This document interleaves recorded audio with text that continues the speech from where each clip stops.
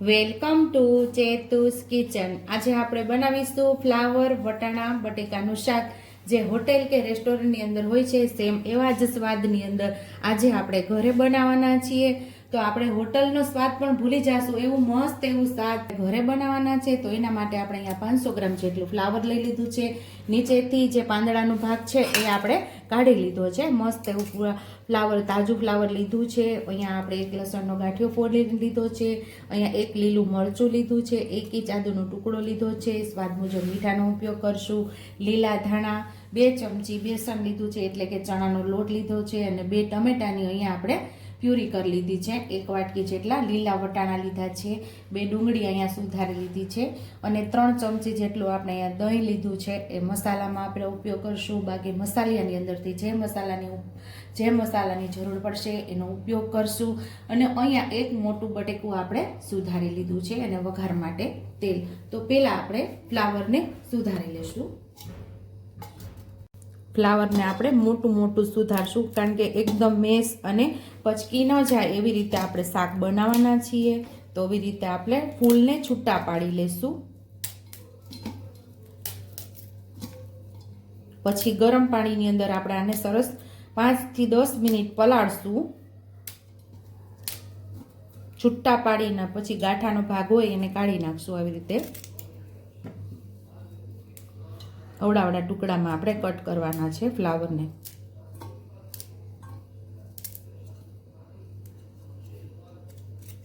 તો આવી રીતે આપણે ફ્લાવરને કટ કરી લેવાનું છે। તો બધા ફ્લાવરને આમ આપણે કટ કરી લેશું। તો અહીંયા આપણે ફ્લાવરને આવા મોટા મોટા ટુકડામાં સરસ કટ કરી લીધું છે, એટલે કે સુધારી લીધું છે।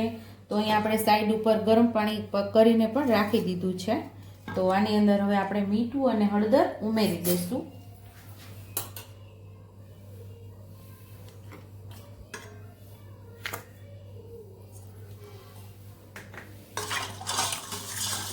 તેમાં ફ્લાવરને આપણે ઉમેરી દઈશું, એટલે કોઈ જીવાત કે કંઈ હોય એ બધું નીકળી જાય। અને 2 થી 3 વાર મેં ફ્લાવરને ધોઈ લીધું હતું, હવે આપણે આની અંદર બોળી દઈશું।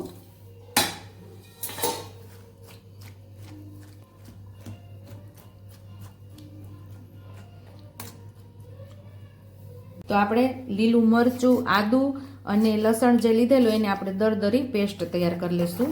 ખાંડણીમાં ખાંડીને કરશું એટલે એનો સ્વાદ બહુ મસ્ત એવો આવે છે।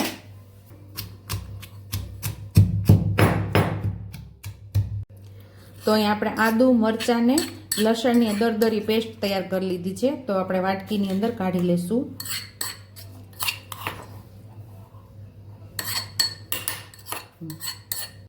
તો આપણે ગરમ પાણીની અંદર ફ્લાવર બોળીને રાખેલું એને 10 મિનિટ થઈ ગઈ છે। તો હવે એને આપણે બહાર લઈ લેશું।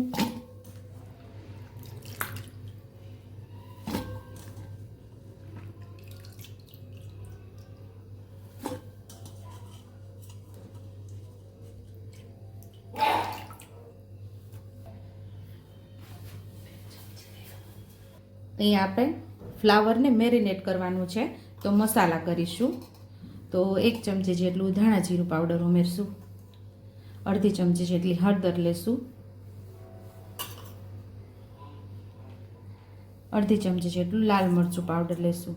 અહીંયા આપણે 2 ચમચી જેટલું બેસન લીધેલું એ અહીંયા ઉમેરી દઈશું આપણે।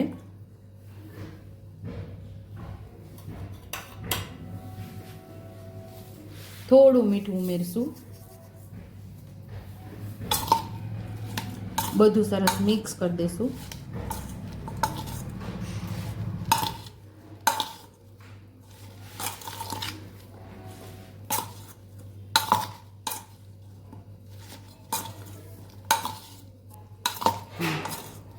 તો અહીંયા આપણે જે દહીં લીધું છે ને એની અંદર આપણે મસાલા કરી લઈશું ગ્રેવી માટે। અહીંયા અડધીથી થોડી ઓછી 5 ચમચી જેટલી હળદર ઉમેરશું, અને અડધી ચમચી જેટલું લાલ મરચું પાવડર ઉમેરશું, અડધી ચમચી જેટલું ધાણા જીરું પાવડર ઉમેરશું। આ બધું સરસ મિક્સ કરી લઈશું। આમાં મિક્સ કરી અને સાઈડ ઉપર રાખી અને આપણે ફ્લાવરને ફ્રાય કરી લેવાનું છે। આને આપણે સાઈડ ઉપર રાખશું।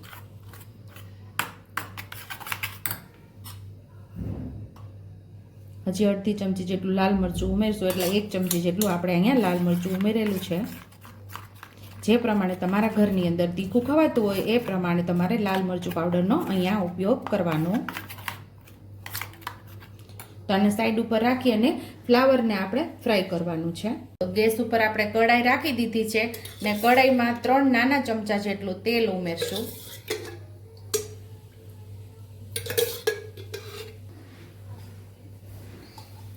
તો અહીં આપણું તેલ સરસ ગરમ થઈ ગયું છે. એમાં આપણે ફ્લાવરને ઉમેરી દેવાનું છે.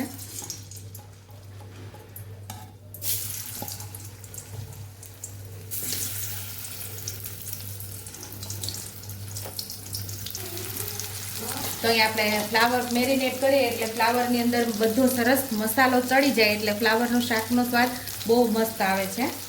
તો આને આપણે હમણાં થોડી વાર હલાવશું નહીં. તો હવે આપણે આને હલાવશું. પહેલાં થોડી વાર નહીં હલાવવાનું, પછી આપણે એને હલાવવાનું. તો બધી સાઈડથી સરસ આપણે ફ્લાવરને ફ્રાય કરી લેવાનું છે.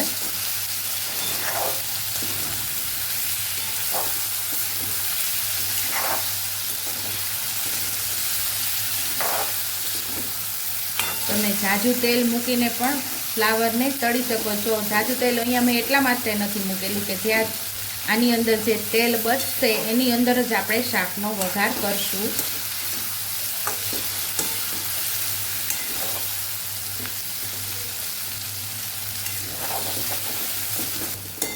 બધી સાઈડથી આપણે ફેરવતા ફ્લાવરને બધી બાજુથી આપણે સરસ ફ્રાય કરી લેવાનું છે. એટલે 50% જેટલું તો અહીંયા આપણે ફ્રાય કરવામાં જ આપણું ફ્લાવર પાકી જાય છે અને સરસ આ શાકનો એકદમ મસ્ત એવો ક્રંચ આવે છે. ફ્લાવરનો સ્વાદ પણ બહુ સરસ આવે. અત્યારે બજારમાં બહુ મસ્ત એવું તાજું ફ્લાવર આવે છે અત્યારે સિઝનનું, એટલે આ શાક ખાવાની પણ ખૂબ મજા આવે છે. તો અહીંયા આપણું શાક એટલે કે આપણું ફ્લાવર ફ્રાય થઈ ગયું છે. તો હવે આપણે આને કાઢી લેશું એક વાસણમાં.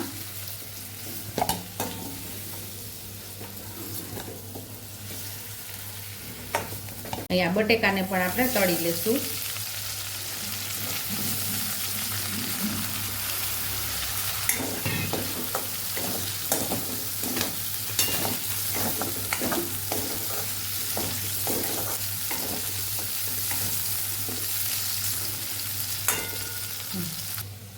તો અહીંયા આપણે બટેકાને પણ હવે કાઢી લેશું.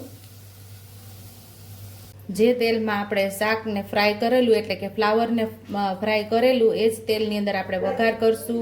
તો અહીંયા 3 લવિંગ, 4 થી 5 તીખા, 1 બાદિયાનો ટુકડો લીધો છે એને ઉમેરી દઈશું. અને આ તમાલપત્રનો અડધો ટુકડો લીધો છે એને આપણે વઘાર કરવાનો છે.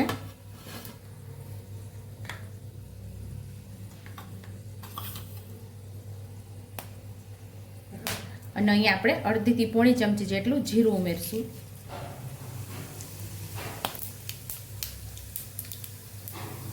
જેટલી હિંગ ઉમેરશું. અને આપણે ડુંગળીને હવે સાતળી લેવાની છે.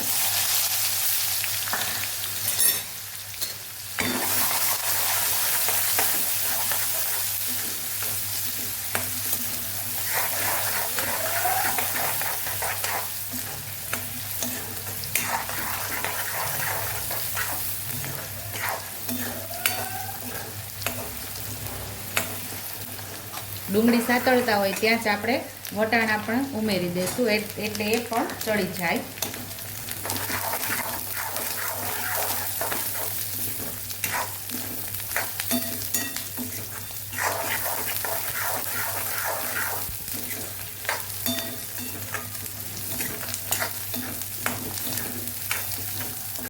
અહીંયા આપણે ડુંગળી અને વટાણા સતળાઈ જવા એવા છે. તો અહીંયા આદુ, લસણ, મરચાંની પેસ્ટને પણ સાતળી લેશું.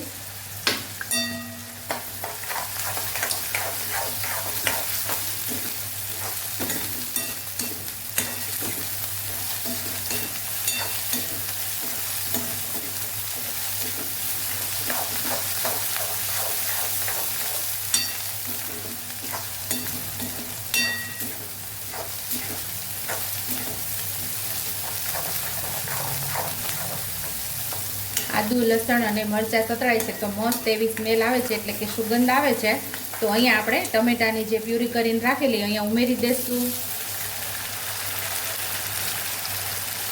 અહીંયા આપણે કસૂરી મેથી પણ ઉમેરી દઈશું. સરસ આપણે ટમેટાને સાતળી લઈશું.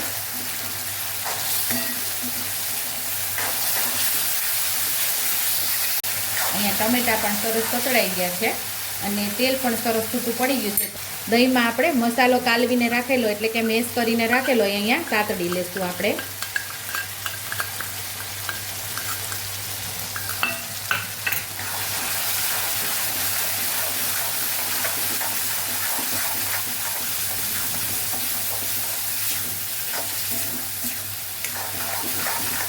થોડા લીલા ધાણા આપણે અહીંયા ઉમેરશું.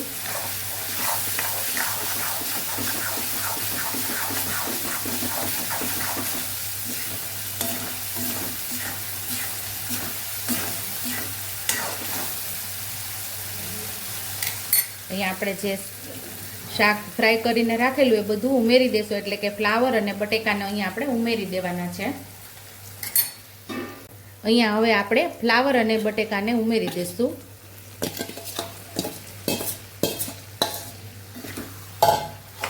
બધું પહેલાં મસાલા સાથે સરસ મિક્સ કરશું એટલે કે જે ગ્રેવી આપણે તૈયાર કરેલી એની સાથે આપણે શાકને સાતળી લેવાનું છે.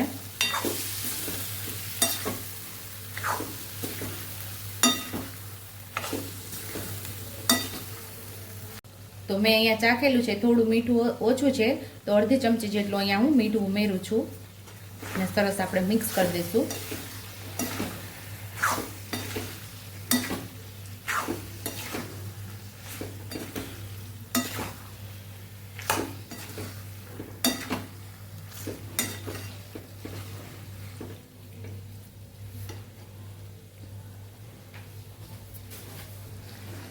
જે વાટકીમાં આપણે દહીં અને મસાલો તૈયાર કરેલા એ જ વાટકી ભરીને અહીંયા પાણી ઉમેરશું.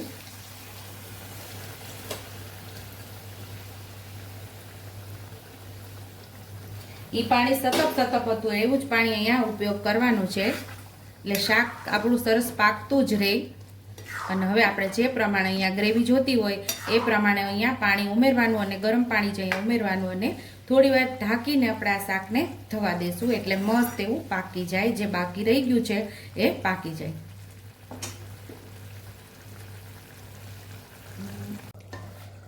તો અહીંયા આપણે શાક આપણું થઈ ગયું છે તૈયાર. અહીંયા આપણે 10 મિનિટથી શાક તૈયાર થતું હતું. હવે આપણે જોઈ લઈએ આપણું શાક બરાબર થઈ ગયું છે કે નહીં.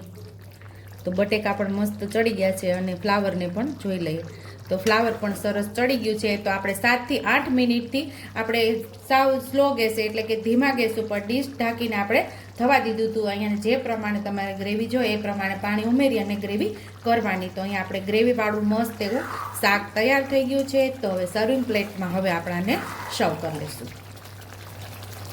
તો અહીંયા તૈયાર છે ટેસ્ટી એવું હોટેલ કે રેસ્ટોરન્ટની અંદર હોય તેવું ફ્લાવર વટાણા બટેકાનું શાક. ઉપરથી આપણે લીલા ધાણાથી ગાર્નિશ કરી દેશું. જો તમને મારી રેસીપી પસંદ આવી હોય તો મારી રેસીપીને લાઈક કરજો, શેર કરજો, સબસ્ક્રાઇબ કરજો, બેલ આઇકોનને દબાવતા ભૂલતા નહીં અને કમેન્ટ બોક્સમાં કમેન્ટ કરજો કે મારી રેસીપી કેવી લાગી. તો આવજો.